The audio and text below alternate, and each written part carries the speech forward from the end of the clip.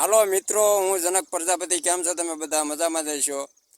તો એક ગુજરાતીમાં કહેવત છે કે ભાઈ શેટેથી ડુંગર રળિયામણા હોય છે એમ. હે કે શેટેથી ડુંગર રળિયામણા લાગે, આવું કહે બધા. તો હું એ બધાને આજે ખરેખર દેખાડું છું કે એ કહેવત હાચી છે.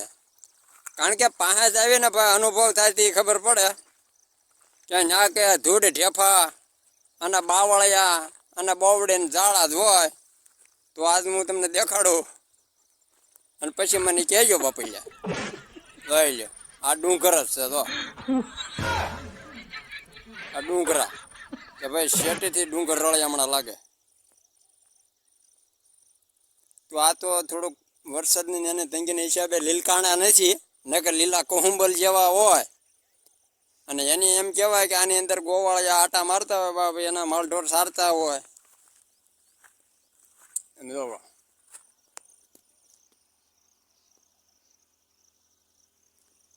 અને આવાની અંદર હાવજ ગર્જના થતી હોય. હા,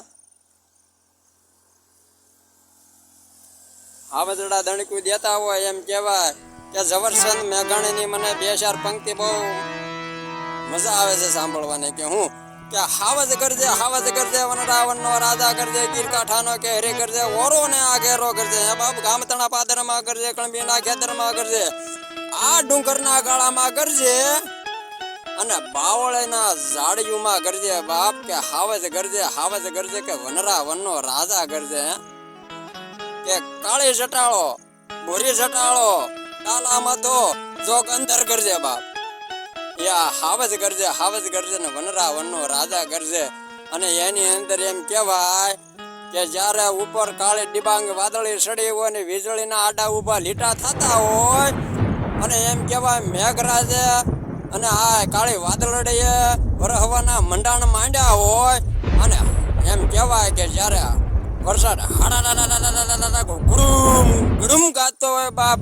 અને એવાની અંદર બાપ માલધારી જ્યારે ઢોર સારતો હોય અને જે એનો આનંદ લેતો હોય ને બાપ, આ ડુંગર અને આ સાડી તમને ખરેખર હજી એક સરસ મજાનો ડુંગર બતાવું. અને તમને મારો વિડીયો સારો લાગે તો લાઈક, શેર, કોમેન્ટ કરવાનું ના ભૂલતા. તો આને કહેવાય શેટેથી ડુંગર રળિયામણા લાગે.